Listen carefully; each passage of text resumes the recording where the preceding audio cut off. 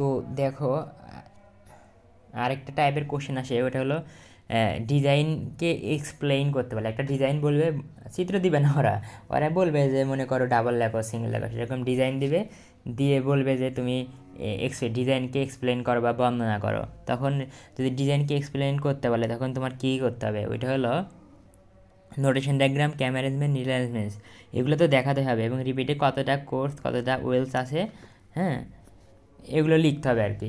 লিখবে 5C × 7W এরকম লিখলে হলো। সি মানে কোর্স, ডাব্লিউ মানে ওয়েলস।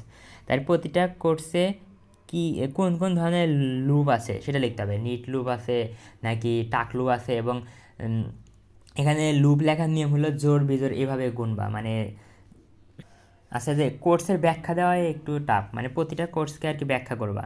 মনে রাখবা একটা ওয়েলস তৈরি করতে একটা নিডেল লাগে, তার মানে এই ওয়েলসটা তৈরি করতে একটা নিডেল, এই ওয়েলসটা তৈরি করতে আরেকটা নিডেল, এই ওয়েলসকে তৈরি করতে আরেকটা নিডেলস, এই ওয়েলসকে তৈরি করতে আরেকটা নিডেলস। নিডেলস বলতে নিডেলসের টাইপস, যাই হোক, তার মানে এটা এই সংখ্যায় এইটুকু বুঝলে হবে যে এই একটা ওয়েলস তৈরি করতে একটা নিডেলস, এটা করতে আরেকটা নিডেলস, এটা করতে আরেকটা নিডেলস, এরকম প্রতিটা ওয়েলস তৈরি করতে একটা করে নিডেল লাগে।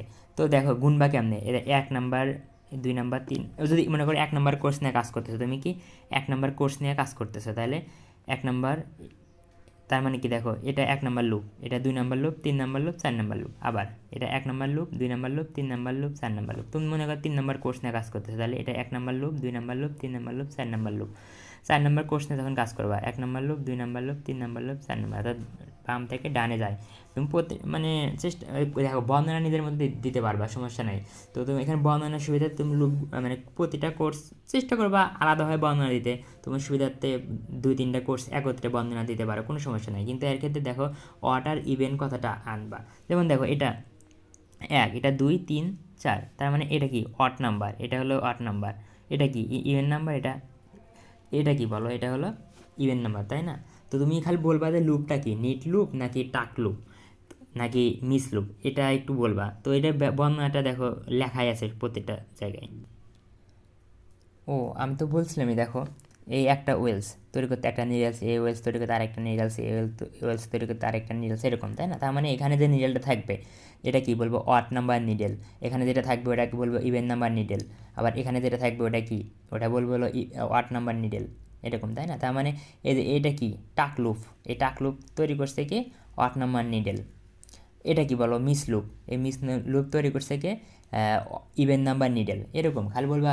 মানে এরকম বলবা যে নিডেলটা কি ওয়াট নাম্বার না ওয়াট নাম্বার নাকি ইভেন নাম্বার হলো, আর লুপটা কি টাক লুপ না নিট লুপ, এটা ব্যাখ্যা করে দিনের মধ্যে দিলে হবে। যেমন আমি যদি এই ব্যাখ্যাটা করি, এটা হলো কি দেখো, এটা হলো তোমার এটা হলো ক্রস মিস ডিজাইন। এই যে দেখো রিপিট নিয়ে ব্যাখ্যা করতে হয়, সবসময় ব্যাখ্যা করবা রিপিট নিয়ে, পুরাটুকু চিত্র না। আমি এমনি বোঝার সুবিধাতে পুরাটুকু বলছি, কিন্তু পুরাটুকু না, তুমি জাস্ট রিপিট নিয়ে ব্যাখ্যা করবা। তো দেখো এরকম ফার্স্ট কোর্স কি, ফার্স্ট কোর্স, এই যে ফার্স্ট কোর্স, এখানে দেখো ফার্স্ট কোর্স, ফার্স্ট কোর্স হবে নিট, এখানে মনে রাখবে নিট মানে নিট লুপ, মিস মানে মিস লুপ, এরকম বুঝে নিবা। টাক মানে টাক টাক লুপ, দেখো knit on all odd number needle and miss on all even number needles. তার মানে বোঝাচ্ছে যে অড নাম্বার নিডেল দিয়ে আমার কী আছে, নিট লুপ তৈরি আছে, আর ইভেন নাম্বার নিডেল দিয়ে মিস লুপ তৈরি আছে। দেখো অড নাম্বার মানে এই যে প্রথম 1, 2, 3, 4 এরকম না, 1, 2, 3, 4 এরকমই তো, মানে প্রত্যেকটা কোর্স আলাদাভাবে বলবা 1 নাম্বার, 2 নাম্বার, 3 নাম্বার, 4 নাম্বার, যদিও মানে রিপিট নিয়ে কাজ করবা, বাইরে যাওয়ার দরকার নেই। তাহলে দেখো এটাই বলছি যে কী লুপ বলো, এই দেখো নিট লুপ, কী লুপ নিট লুপ, তাহলে knit on all odd number needle, তাহলে ওয়াট নাম্বার নিডেল লুপ আছে, ওয়াট নাম্বার নিডেল দিয়ে নিট লুপ আছে, ইভেন নাম্বার নিডেল দিয়ে মিস লুপ আছে। এরকম আবার সেকেন্ড কোর্সে যাবা, এরকম আরও কোর্স থাকলে থার্ড কোর্স, ফোর্থ কোর্স, আবার তুমি চাইলে 2-1টা কোর্স একসাথে ব্যাখ্যা করতে পারো, নিজের মতো ব্যাখ্যাই দিবা। জাস্ট বলবা যে ওয়াট নাম্বার নিডেল দিয়ে এই লুপ তৈরি আছে, ইভেন নাম্বার নিডেল দিয়ে তৈরি আছে, এই নাম্বার 1 নাম্বার কোর্সটা 2 নাম্বার কোর্সের বিপরীত, এইভাবে নিজের মতো করে ব্যাখ্যা দিলেই হলো। আচ্ছা কোর্সের ব্যাখ্যা দিতে পারলে এখন দিবা ফ্যাব্রিকের স্ট্রাকচার। আচ্ছা ফ্যাব্রিকের স্ট্রাকচার সাধারণত 2 রকম হবে, একটা হলো হয় ফ্যাব্রিকের স্ট্রাকচার কম্প্যাক্ট হবে, অথবা কি ফ্যাব্রিকের স্ট্রাকচার মানে গঠনটা কী হবে, লাইট হবে, লাইট মানে হালকা। আচ্ছা কম্প্যাক্ট মানে কি ঘন, মানে একটা জায়গার ভিতরে অনেক জিনিস থাকা, তাই না? ঘন বলতে আমরা বুঝেছি একটা মানে ঘন বলতে বুঝেছি ওখানে লুপের ঘনত্ব বেশি, লাইট বলতে বুঝেছি ওখানে লুপের ঘনত্ব একদম কম। তো মনে রাখবা জিএসএম, জিএসএম মানে গ্রাম পার স্কোয়ার মিটার, অর্থাৎ 1 বর্গ মিটার ফ্যাব্রিকের ওজন। মনে করো এটা আমার এই কাগজটা, হ্যাঁ কাগজটা আমার ফ্যাব্রিক, ফ্যাব্রিকটা মনে করো 1 বর্গ মিটার আছে, তো 1 বর্গ মিটার ফ্যাব্রিকের ওজনটাকে বলে জিএসএম। তার মানে ওজন বলতে জিএসএম বলতে বোঝায় ফ্যাব্রিকের ওজন। তাহলে ফ্যাব্রিকের ভিতরে যত লুপ থাকবে, লুপ তৈরি হয় কী দ্বারা? ইয়ান দ্বারা। তো যত বেশি লুপ থাকবে ইয়ান তত বেশি হবে, এবং তো ফ্যাব্রিকের ওজন তথা জিএসএম বৃদ্ধি পাবে আর কি। ও আরেকটা কথা বলতে লাগবে মিস লুপ। দেখো মিস লুপ বলতে বোঝায় লুপের অনুপস্থিতি, অর্থাৎ ওখানে কোনো লুপ নাই, ওখানে কোনো লুপ নাই। আমরা জানি কি লুপ তৈরি হয় কীভাবে? এই দেখো এটা আমার মনে করে একটা লুপ, এই লুপটা তৈরি হয়েছে কি, এটা আমার কি ইয়ানটা বেঁকে লুপ তৈরি হয়, বেঁকে যে লুপ তৈরি হয়। কিন্তু মিস লুপের ক্ষেত্রে কি লুপই তৈরি হয় না, অর্থাৎ ইয়ানটা বাঁকে না, এই যে ইয়ানটা সোজাসুজি চলে গেল, তার মানে এখানে লুপ হয় নাই। এই দেখো, তার মানে একটা জিনিস যদি তোমরা খেয়াল করে দেখো, এখানে কি 1 2 3 তিনটা নিট লুপ আছে, এখানে কি 1 2 3 সরি 4টা নিট লুপ 4টা মিস লুপ।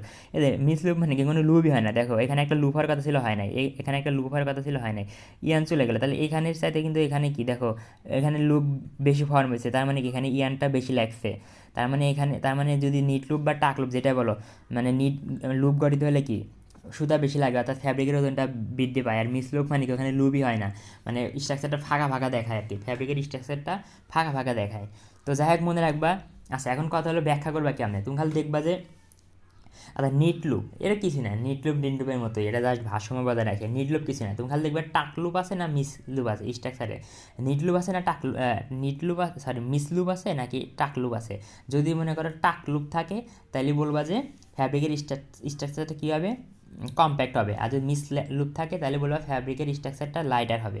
আর স্ট্রাকচার যদি লাইটার হয় মানে হালকা, তার মানে ওখানে কি মনে করো লুপের সংখ্যা কম, লুপ ফাঁকা ফাঁকা তাই না, লুপের সংখ্যা কম, তার মানে ওখানের ওজন কী হবে, কম হবে, ফ্যাব্রিকের ওজন কম হবে। আর কম্প্যাক্ট স্ট্রাকচার হলে ফ্যাব্রিকের ওজন তথা জিএসএম বৃদ্ধি পায়। এইটুকু বুঝলে আপাতত হচ্ছে। সর্বোপরি ডিজাইন এক্সপ্লেন করতে বললে তুমি এদের নোটেশন ডায়াগ্রাম হাবড়ি এটা দেখাবা। তারপরে কোন ধরনের মানে প্রতিটা কোর্সে কোন ধরনের লুপ আছে ওই প্রতিটা কোর্স আলাদাভাবে ব্যাখ্যা করার চেষ্টা করবা। আর ফ্যাব্রিকের স্ট্রাকচার কেমন হবে এটা ব্যাখ্যা করবে। 3টা জিনিস ব্যাখ্যা করলে হয়। মানে প্রতিটা কোর্স বলতে 1 নম্বর কোর্সের জন্য ব্যাখ্যা, 2 নম্বর কোর্সের জন্য ব্যাখ্যা, অথবা তুমি 2 আর 1 2টা কোর্স একসাথে ব্যাখ্যা এই দিলেই হবে।